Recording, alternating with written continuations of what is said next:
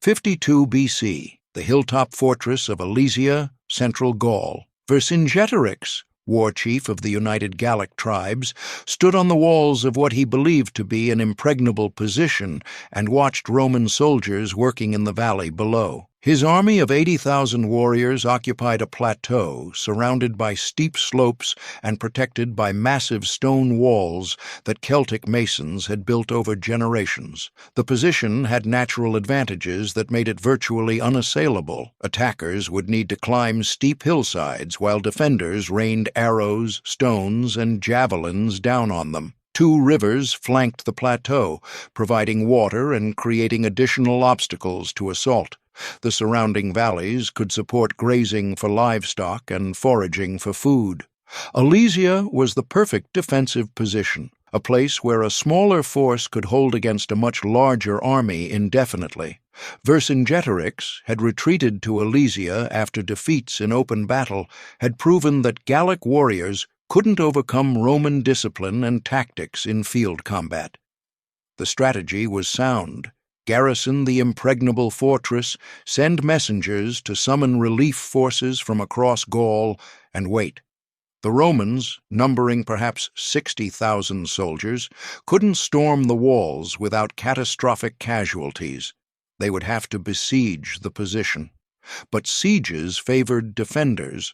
The besieged had shelter, water, and supplies, while besiegers camped in the open and struggled with logistics. Eventually, either the relief army would arrive and attack the Romans from behind, or the Romans would exhaust their supplies and be forced to withdraw. Either way, Alesia would hold. What Vercingetorix watched in the valley below contradicted his strategic calculations. The Romans weren't preparing to assault the walls. Instead, they were building. Not temporary camps, permanent fortifications, not simple earthworks, massive engineering projects. The Romans were constructing a complete circumvallation, a ring of fortifications 11 miles in circumference, completely surrounding Alesia. But that wasn't the shocking part. Behind the circumvallation facing inward toward Alesia, the Romans were simultaneously constructing a contravallation, a second ring of fortifications 14 miles in circumference, facing outward, designed to defend against the relief army that would inevitably arrive. The Romans were building 2 complete fortress systems simultaneously, one to contain 80,000 Gallic warriors inside Alesia, and one to defend against the hundreds of thousands of Gallic warriors who would attack from outside. The engineering project involved excavating millions of cubic feet of earth, driving thousands of timber stakes, constructing towers and ramparts, and creating obstacle systems more elaborate than anything Gallic engineers had imagined possible. And the Romans were completing this double fortress system in weeks, while simultaneously maintaining combat readiness against the garrison trapped inside and preparing for the relief army approaching from outside. Vercingetorix understood in that moment that he had made a catastrophic error. He had assumed that Alesia's natural defenses made the position unassailable. He hadn't anticipated that the Romans wouldn't try to assault the walls at all. Instead, they would build their own walls, surrounding Alesia completely, turning the impregnable fortress into an inescapable prison. The stone walls that were supposed to protect his army would become the walls of their tomb. The siege ramps and fortifications that Gauls dismissed as Roman desperation were about to prove that engineering could overcome any defensive position, and that the army that could build fortifications faster than enemies could break them would starve enemies who relied on walls for protection rather than engaging them in battles those enemies might win. The mathematics of siege warfare were being written not in assault tactics or wall-breaking weapons, but in engineering that created fortress systems containing entire armies, in logistics that could supply besiegers longer than besieged could hold out, in fortification design that made positions defensible by smaller forces against larger armies, in project management that completed massive construction while maintaining combat operations, in psychological warfare that demonstrated to enemies that their strongest positions offered no safety, and in strategic calculation that recognized that starving enemies through containment was more efficient than killing them through assault. The siege ramps and fortifications that Gauls dismissed were about to prove that Roman engineering could turn any defensive position, no matter how strong, into a trap where walls that should have protected defenders instead prevented their escape, as starvation and desperation destroyed armies that Roman assault could never have defeated in direct combat. The story of Alesia begins with understanding why Vercingetorix chose this position and what made it appear invincible. Alesia was a fortified hilltop town, an oppidum in Celtic terminology, located on Mont Auxois in what is now Burgundy, France. The plateau that Alesia occupied measured approximately 2 miles long and 1 mile wide at its widest point, sitting approximately 500 feet above the surrounding valleys. The slopes leading up to the plateau were steep, 30 to 45-degree grades in most places, making them difficult to climb in armor while carrying weapons and nearly impossible to assault in formation against defenders throwing projectiles from above. The fortification walls were substantial stone and timber constructions built in the Murus Gallicus style, alternating layers of timber beams and stone rubble, creating walls perhaps 15–20 feet high and 12 to 15 feet thick. The walls had wooden fighting platforms where defenders could stand and fire down at attackers. Towers at regular intervals provided elevated positions for archers and spotters. The gates were heavily reinforced with timber doors and flanking towers. The walls had been built over generations and maintained carefully, representing the accumulated defensive engineering knowledge of Celtic culture. The water supply came from 2 small rivers, the Ouse and the Osseran, that flowed through the valleys on either side of the plateau. Springs on the plateau itself provided additional water, though probably not enough to supply 80,000 warriors indefinitely. The surrounding valleys provided some agricultural land, and the town had storage facilities for grain and other supplies. The position wasn't self-sufficient for extended periods, but it could sustain a large garrison for weeks or potentially months if properly supplied before a siege began. The strategic location was significant.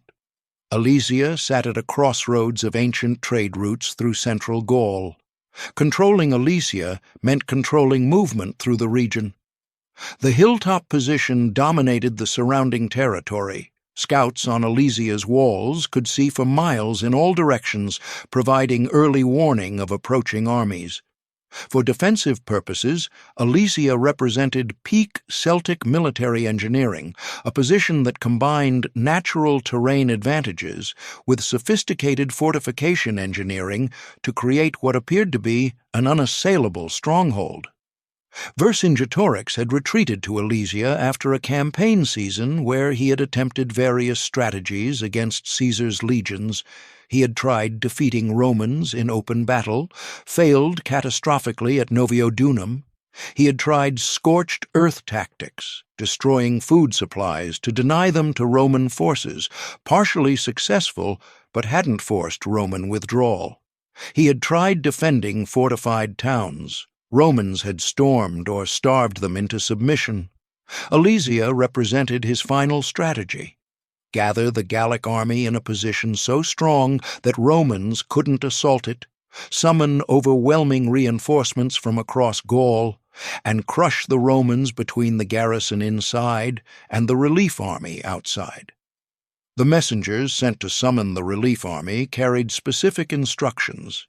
Every Gallic tribe should send warriors immediately. The message emphasized urgency. If the Romans destroyed Vercingetorix's army, they would conquer all of Gaul. The tribal response was substantial. Ancient sources claim that the relief army eventually numbered 250,000 warriors plus 8,000 cavalry, a massive force by ancient standards and probably an exaggeration, but certainly a very large army.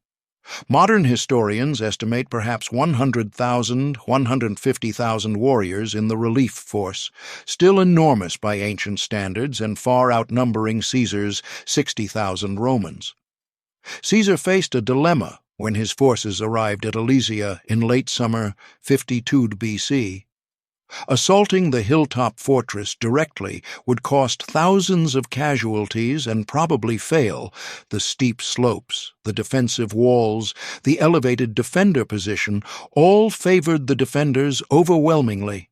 But surrounding Alesia and conducting a standard blockade siege was also problematic. The relief army was coming, and when it arrived, Caesar's forces would be caught between the garrison inside Alesia and the relief army outside, surrounded by Gallic forces that would outnumber Romans perhaps 5-1 or more. Caesar's solution was unprecedented in scale and audacity. Build complete circumvallation surrounding Alesia to contain the garrison, and simultaneously build complete contravallation facing outward to defend against the relief army. Create a fortress system so extensive and powerful that 60,000 Romans could simultaneously besiege 80,000 Gauls inside Alesia while defending against 200,000 plus Gauls attacking from outside. The engineering project would be massive, but if completed, it would turn tactical disadvantage into strategic advantage, allowing smaller Roman force to defeat multiple larger Gallic armies by using fortifications as force multipliers. The circumvallation, the inner ring of fortifications facing Alesia, needed to accomplish several objectives. First, completely surround the hilltop to prevent the garrison from breaking out. Second, prevent food and supplies from reaching the garrison. Third, provide protected positions for Roman troops manning the siege lines. Fourth, include obstacles and defenses that would slow or stop any garrison attempts to assault the fortifications. The circumvallation's total length was approximately 11 miles, encircling the entire Alesia plateau and cutting it off completely from the outside world. The construction began immediately upon Caesar's forces arriving. The first phase was the main ditch, a defensive trench excavated to approximately 15 feet wide and 15 feet deep, running the entire 11-mile circumference. The ditch provided a barrier that would slow or stop infantry assaults and would completely block cavalry. The excavation required removing approximately 2.5 million cubic feet of earth, roughly 90,000 cubic yards. With Caesar's entire force of 60,000 soldiers working, and assuming each soldier could excavate approximately 5 to 10 cubic feet per hour, the main ditch required perhaps 2 to 3 weeks of work. The excavated earth was piled on the Roman side of the ditch to create a rampart, a raised earthwork that provided elevated positions for defenders. The rampart was approximately 12 feet high and was topped with a palisade, a defensive wall of sharpened wooden stakes driven into the rampart's top. The palisade added another 6 to 8 feet of height and created a barrier that attackers would need to climb or break through while being shot at by Romans on the rampart. The total height from ditch bottom to palisade top was approximately 30-35 feet of vertical obstacle that Gauls would need to overcome to reach Roman positions. But Caesar wasn't satisfied with a single ditch and rampart. In front of the main ditch, on the side facing Alesia, the Romans excavated 2 additional ditches, each approximately 15 feet wide. One of these ditches was filled with water diverted from local streams, creating a water obstacle that would prevent Gauls from simply filling the ditch with earth or debris to create crossings. The water-filled ditch also prevented mining. Gauls couldn't tunnel under it because the tunnel would flood. Beyond the water-filled ditch, the Romans created elaborate obstacle systems designed to kill or disable attackers before they even reached the main fortifications. The obstacles were multiple types, each designed to counter specific attack methods. The chippy, pointed stakes driven into the ground at angles, positioned in checkerboard patterns and partially concealed with brush. An attacker running at full speed would impale himself on the stakes. Attackers moving slowly to avoid the stakes would be exposed longer to Roman missile fire. The lilia, pits approximately 3 feet deep, arranged in diagonal rows with sharpened stakes at the bottom and concealed with light brush and earth. From a distance, the ground looked normal. An attacker stepping on the concealed pit would fall through, potentially breaking bones and certainly being impaled on the stakes. The pits were numerous. Caesar mentions 5 rows covering large areas, creating zones hundreds of yards deep where every step might lead to hidden death. The stimuli, iron hooks embedded in wooden stakes and partially buried, positioned so that when attackers stepped on them, the hooks would penetrate their feet through boot leather. Like modern caltrops, these created injuries that disabled attackers, even if not lethal. An army trying to assault through fields of stimuli would accumulate casualties from foot wounds that prevented soldiers from continuing to fight. These obstacle systems extended for hundreds of yards in front of the main fortifications, creating kill zones where Gauls attempting to assault Roman positions would suffer continuous casualties from obstacles before ever reaching the ditches and ramparts where Roman soldiers would engage them directly. The obstacle construction required manufacturing thousands of wooden stakes, digging thousands of pits, and positioning everything according to calculated patterns that maximized coverage and lethality. At intervals along the circumvallation, the Romans constructed towers, elevated wooden structures approximately 80–100 feet apart, rising perhaps 30–40 feet above the rampart. The towers provided elevated positions for artillery and archers, allowing Romans to shoot down on attackers attempting to assault the fortifications. Each tower was essentially a small fort with timber construction that could resist fire and assault, with positions for artillery pieces, ballistae and scorpions, and with storage for ammunition and supplies. The contravallation, the outer ring of fortifications facing outward, was constructed simultaneously with the circumvallation. The contravallation was even more extensive, measuring approximately 14 miles in circumference because it encompassed a larger area needing to be far enough from Alesia to prevent the garrison from coordinating attacks with the relief army. The contravallation used the same construction techniques as the circumvallation: ditches, ramparts, palisades, water-filled ditches, obstacle systems, and towers. Essentially, Caesar's forces built 2 complete fortress systems, each comparable in scale to the fortifications of a major permanent military base, within a matter of weeks. The engineering challenges were substantial. The terrain was irregular, with hills, valleys, streams, and varied ground conditions. The fortifications needed to follow the terrain while maintaining defensive integrity. Low ground needed to be fortified despite being overlooked by higher ground nearby. Stream crossings needed to be protected. Natural obstacles like cliffs or steep slopes needed to be integrated into the fortification system. Roman engineers surveyed the entire circumference, designed fortifications appropriate for local conditions, and supervised construction to ensure the system functioned as integrated defense rather than as disconnected segments. The logistics were staggering. The timber requirements alone were enormous. Thousands of trees needed to be cut for palisades, towers, stakes, and other construction. The trees needed to be felled, transported to construction sites, shaped to specifications, and positioned correctly. The labor was organized with each legion assigned specific sectors to construct. Within each legion, centuries were assigned specific tasks, some excavating ditches, others building ramparts, others constructing towers, others manufacturing stakes and obstacles. The timeline was compressed. Caesar's forces arrived at Alesia in late summer and needed to complete the fortifications before the relief army arrived, expected within a few weeks. The entire fortress system, both circumvallation and contravallation, including all ditches, ramparts, obstacles, and towers, was constructed in approximately 4 to 6 weeks. This timeline required virtually every soldier to work on construction whenever they weren't on guard duty or conducting patrols.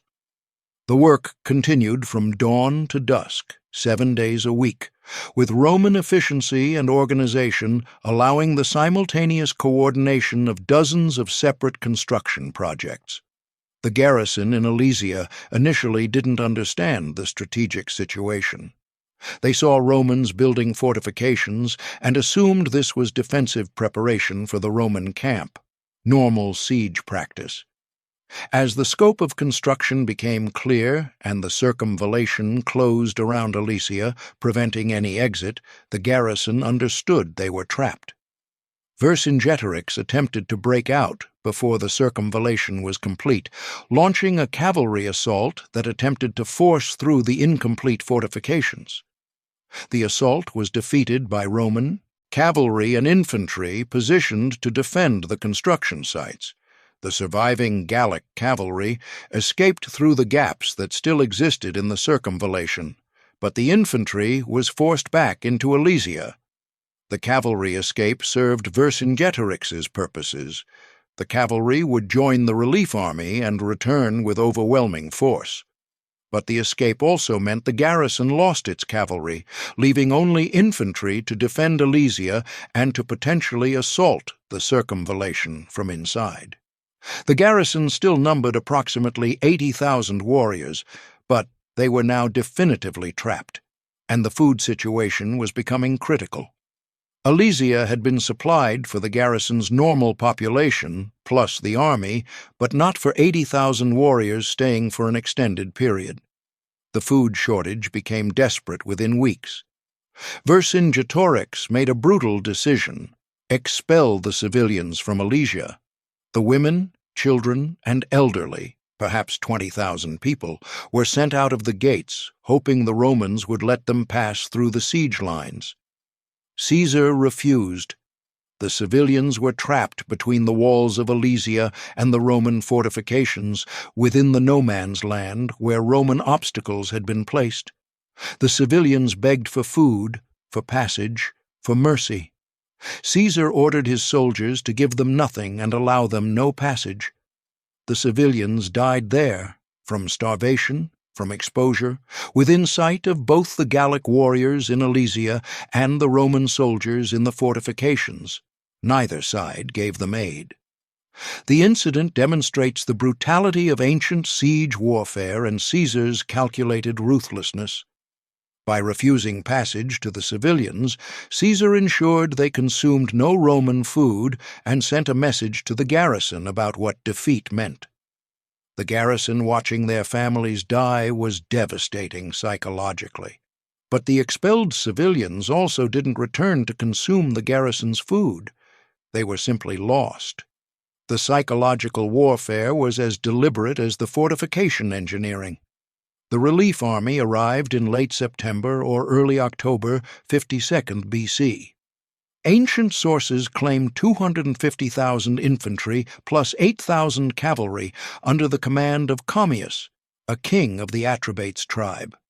The relief force included warriors from most Gallic tribes, a genuinely unified Gallic army, something that rarely occurred given the fierce independence and rivalry among tribes.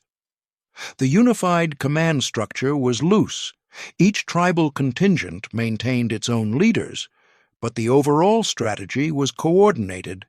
The plan was straightforward: attack the Roman contravallation from outside, while Vercingetorix's garrison attacked the circumvallation from inside, crushing the Romans between overwhelming numbers. The relief army's first attack came shortly after their arrival. The Gauls assaulted the contravallation at multiple points, attempting to overwhelm Roman defenses through sheer numbers and to break through so they could reach Alesia and relieve the siege. The attacks were launched with tremendous courage and determination. Gallic warriors charged across the open ground toward the Roman fortifications, attempting to cross the ditches and scale the ramparts, while Romans shot arrows, threw javelins, and used artillery against the attackers. The obstacle systems Caesar had constructed proved devastatingly effective. The Gallic warriors, charging toward Roman positions, ran into the fields of concealed stakes and pits. Warriors impaled themselves on hidden stakes, fell into pits and were injured or killed by the stakes at the bottom, stepped on iron hooks that crippled them. The charges were disrupted before they reached the main ditches. Warriors who survived the obstacles and reached the ditches found them too wide to easily cross. Attempts to fill the ditches with earth and debris were hindered by Roman missile fire from the ramparts and towers. Some Gallic warriors reached the ramparts and attempted to climb them. The climbing was difficult. The earthen ramparts were steep and loose. Earth didn't provide good hand and footholds. The palisades at the top created additional barriers that needed to be torn down or climbed. Roman soldiers stabbed down at climbers with gladi and pila, making it nearly impossible to reach the top. Artillery on the towers shot into Gallic formations, creating casualties and disruption. The attacks were repulsed all along the line. The Gauls withdrew after hours of combat, having failed to break through anywhere despite having overwhelming numerical superiority. The second major attack came the following night. The Gauls attempted a night assault, hoping darkness would negate some Roman advantages and would prevent Romans from seeing and effectively using their artillery and missile weapons. The attack was coordinated with a simultaneous assault by Vercingetorix's garrison from inside, attacking the circumvallation while the relief army attacked the contravallation. The Romans were now fighting on two fronts simultaneously, defending against attacks from inside and outside the fortress system.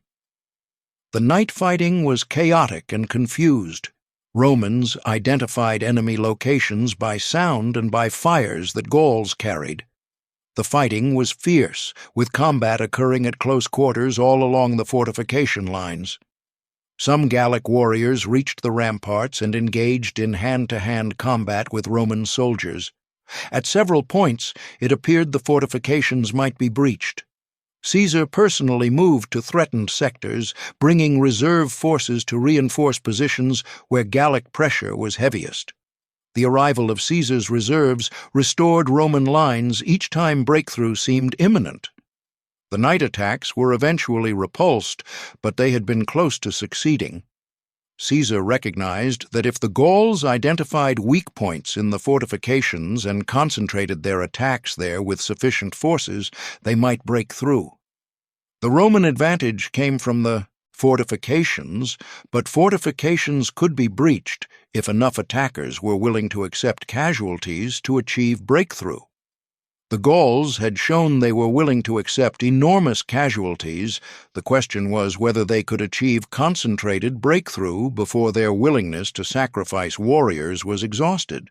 The third and final major attack was the most dangerous. Gallic scouts had identified a weak section of the contravallation on the northern side where a hill overlooked the Roman positions. The Gauls assembled a force of approximately 60,000 warriors, their best troops, and launched a massed assault on this sector while simultaneously attacking at multiple other points to prevent Romans from concentrating reserves. Vercingetorix's garrison launched their own assault on the circumvallation, creating a three-front battle where Romans were spread thin and fighting at every point of the 25 total miles of fortifications. The main Gallic assault on the northern sector achieved initial success. The concentration of 60,000 warriors attacking a sector defended by perhaps 5,000 to 6,000 Romans created overwhelming local numerical superiority. The Gauls pushed across the ditches using fascines, bundles of sticks thrown into the ditches to create crossings. They reached the ramparts in such numbers that Roman defenders couldn't kill them all. Gallic warriors began pulling down sections of the palisade and climbing over the ramparts. A breakthrough was imminent. If this sector collapsed, 60,000 Gallic warriors would pour through into the rear of the Roman siege lines, and the entire Roman position would collapse. Caesar responded by sending Labienus, his most capable subordinate, with 6 cohorts, approximately 3,000 men, to reinforce the threatened sector. Labienus's forces counterattacked, pushing back Gauls who had reached the ramparts and restoring the defensive line. But the Gallic pressure continued, and Labienus sent urgent messages to Caesar that the position couldn't hold much longer without additional reinforcements. Caesar faced a critical decision. His forces were already engaged at every point of the fortifications. He had minimal reserves left. But he recognized that this northern sector was the decisive point. If it fell, everything fell. Caesar gathered the remaining reserves, approximately 13 cohorts, perhaps 6,000, 7,000 men, and personally led them to the threatened sector.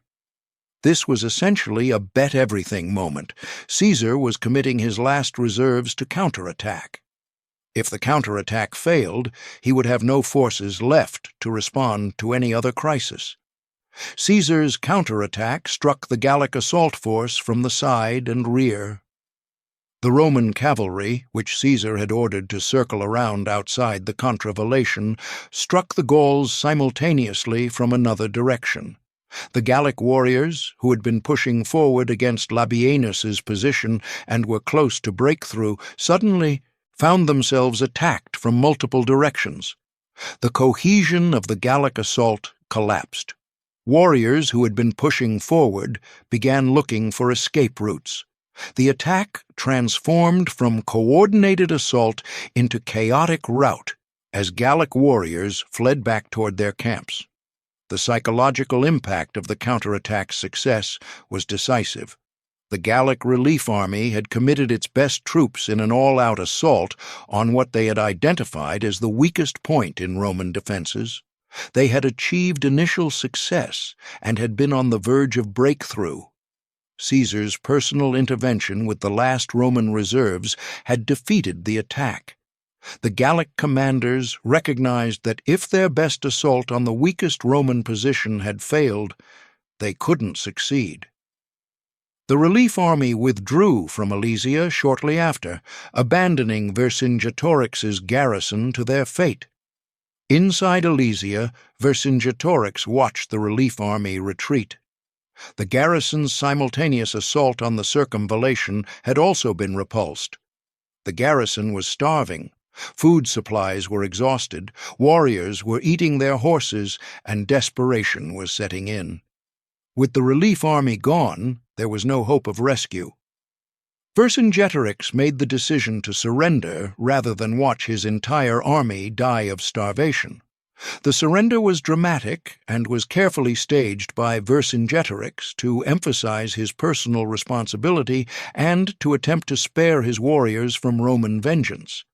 The next day, Vercingetorix, dressed in his finest armor, rode out of Alesia's gates alone and approached Caesar's command position. He dismounted, removed his weapons, placed them at Caesar's feet, and seated himself on the ground in submission. The gesture was powerful. The war chief who had united Gaul against Rome, who had won some battles and had been the only Gallic leader to seriously threaten Caesar's conquest, now sat defeated at his enemy's feet. Caesar's response was calculating rather than magnanimous. Vercingetorix was taken prisoner, and would eventually be transported to Rome, where he was imprisoned for 6 years before being ritually strangled during Caesar's triumph celebration in 46 BC. The Gallic warriors were distributed as slaves to Caesar's soldiers. Each legionary received 1 Gallic prisoner as personal property. The slaves were valuable. Soldiers could sell them for substantial sums, providing the financial rewards that made military service attractive. Only the Aedui and Arverni warriors were released as part of Caesar's political strategy to win those tribes' support. The casualties throughout the siege were enormous. Ancient sources claim hundreds of thousands of Gauls died, but these numbers are certainly exaggerated. Modern estimates suggest perhaps 50,000, 100,000 total Gallic casualties, including combat deaths, deaths from the siege, captured warriors who died as slaves, and the expelled civilians who died between the siege lines. The Roman casualties were probably 10,000, 20,000 killed and wounded, substantial losses, but far lower than Gallic casualties, and far lower than losses would have been if Romans had attempted to assault Alesia's walls directly. The strategic consequences of Alesia were decisive. The defeat broke Gallic unity. The massive relief army had been defeated despite overwhelming numerical superiority, proving that unified Gallic resistance couldn't defeat Roman organization and engineering. The tribes that had contributed warriors to the relief army were devastated by casualties and were unwilling to raise new armies after watching the previous army be destroyed. The following year, 51 BC, saw only scattered resistance rather than coordinated opposition. By 50 BC, Caesar could claim Gaul was conquered, and the conquest was largely attributed to the victory at Alesia. The engineering achievement at Alesia was unprecedented in ancient warfare for scale and complexity. The 25 miles of fortifications, 11 miles of circumvallation, plus 14 miles of contravallation, represented more fortification construction than most cities possessed. The elaborate obstacle systems, the multiple ditches, the towers, and artillery emplacements all demonstrated engineering sophistication that no other ancient army could match. The completion timeline, approximately 4 to 6 weeks for the entire double fortress system, demonstrated organizational capacity and construction efficiency that were uniquely Roman. The tactical innovation of simultaneous circumvallation and contravallation became a template for Roman siege warfare.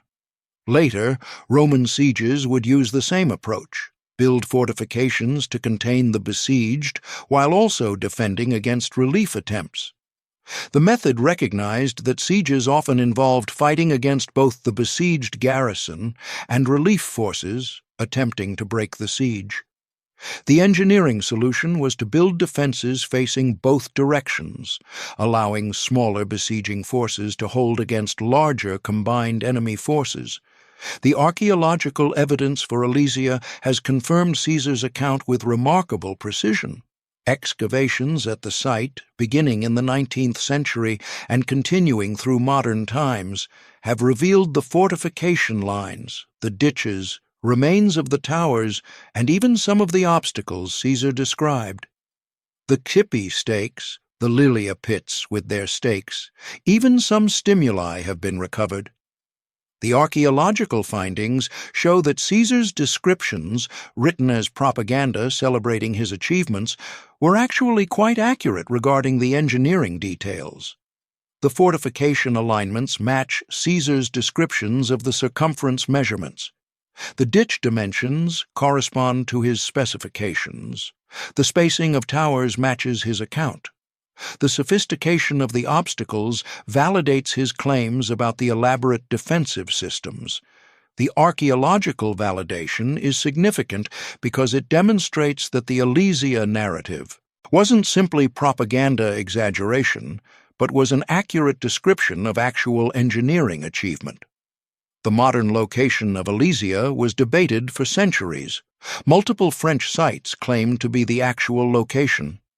The debate was settled by archaeological discoveries at Montossois near Alise-Saint-Reine in Burgundy, where excavations revealed fortifications matching Caesar's descriptions in a terrain configuration corresponding to his account.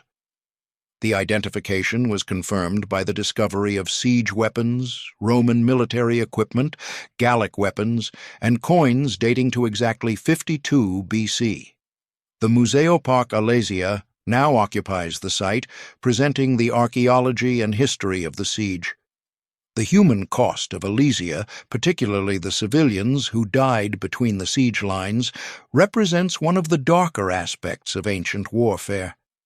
Caesar's refusal to allow the civilians' passage was strategically calculated but morally horrific. The civilians died slowly over days or weeks while being watched by both the Gallic warriors who had expelled them and the Roman soldiers who refused them mercy. The incident illustrates that Roman military efficiency and engineering excellence coexisted with casual brutality that modern ethics would consider war crimes. The propaganda value of Alesia for Caesar was enormous. The siege demonstrated his military genius, the strategic recognition that fortification engineering could solve the tactical problem of being outnumbered. The personal intervention at the decisive moment of the final battle demonstrated his leadership courage. The outcome, defeating 330,000-plus enemies with 60,000 soldiers through engineering and tactics, validated his claims to exceptional military competence. Caesar's own account in Commentari de Bello Gallico, Commentaries on the Gallic War, ensured that Roman society and history would remember Alesia as his greatest military achievement. The comparison with other ancient sieges highlights Alesia's uniqueness. The siege of Troy, mythological but representing cultural memory of ancient siege warfare, lasted 10 years and was resolved through trickery rather than fortification engineering. The siege of Syracuse saw sophisticated engineering by both attackers and defenders, but didn't involve the simultaneous double fortification approach. The siege of Masada involved elaborate Roman siege works, but faced far smaller garrison without relief army complications. Alesia represented peak expression of Roman siege engineering, the largest scale, the most complex fortifications, and the successful defense against the most overwhelming numerical odds of any documented ancient siege. The mathematical precision of Roman engineering at Alesia demonstrates systematic planning that most ancient armies couldn't achieve. The ditch dimensions were standardized, 15 feet wide, 15 feet deep, allowing construction crews to know exactly what specifications to build without constant supervision. The tower. Spacing was regular, approximately 80-100 feet, providing overlapping fields of fire while minimizing tower construction requirements. The obstacle systems were arranged in calculated patterns that maximized coverage with available materials. The entire project demonstrated that Roman engineering wasn't improvised construction, but was systematic application of calculated designs executed with precision. The logistics of supplying the Roman forces during construction and during the siege were as impressive as the fortification construction. Caesar's 60,000 soldiers plus support personnel, perhaps 75,000, 80,000 people total, needed daily food, water, and supplies while working on construction and while fighting multiple battles. The supply lines extended back to Roman-controlled Gaul and required continuous convoys bringing supplies forward. The logistic system that could supply this force while it constructed massive fortifications demonstrated organizational sophistication that matched the engineering sophistication. The psychological warfare aspect of Alesia was as important as the physical warfare. The Gauls, watching Romans build the double fortress system, understood they were witnessing engineering capabilities they couldn't match. The relief army attacking the fortifications discovered that Roman engineering had created defenses that made numerical superiority largely irrelevant. The message was clear. Roman engineering could overcome any defensive position and could create defensive positions that would defeat any attack. The psychological impact contributed to Gallic demoralization and unwillingness to continue resistance after Alesia's fall. The legacy of Alesia in military history extends beyond ancient warfare. The concept that engineering can solve tactical problems that direct combat cannot become fundamental to military doctrine. The recognition that fortifications are force multipliers, allowing smaller forces to defeat larger forces, shaped defensive strategy throughout history. The systematic approach to project planning and execution that Roman engineering demonstrated became the template for military engineering as a professional discipline. Modern military engineering, combat engineers who build fortifications, clear obstacles, construct bridges, descends directly from Roman military engineering tradition that reached its peak expression at Alesia. The ultimate lesson of Alesia was that in warfare, engineering defeats strength, system defeats courage, and calculation defeats improvisation. The Gallic warriors who attacked the Roman fortifications were individually brave, collectively numerous, and fighting for their homeland's freedom. But they were defeated by Romans who built better fortifications, organized logistics more efficiently, executed engineering projects more systematically, and applied calculation and planning to warfare in ways that Celtic military culture couldn't match. The stone walls of Alesia, that were supposed to protect the Gallic army, became irrelevant because Roman engineering built walls that surrounded those walls and starved the defenders who believed stone fortifications made their position invincible. The mathematics weren't written in combat effectiveness or warrior courage, but in cubic yards of earth excavated, in linear miles of ditches and ramparts constructed, in thousands of stakes manufactured and positioned, in organizational systems that coordinated tens of thousands of workers on synchronized construction tasks, in timeline management that completed massive projects within compressed schedules, in tactical calculation that recognized fortifications as solutions to numerical inferiority, and in strategic vision that understood that containing enemies was often more effective than fighting them.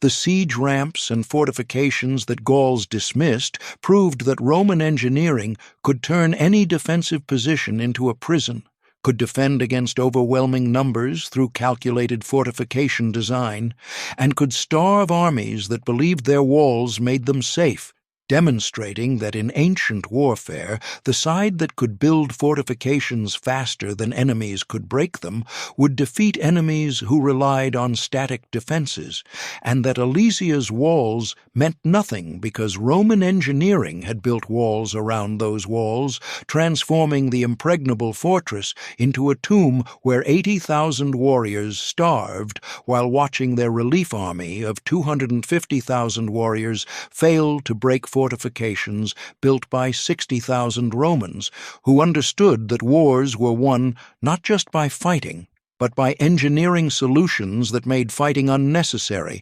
because enemies trapped by superior fortifications would eventually surrender or die, regardless of how bravely they fought or how strongly their original walls had been built.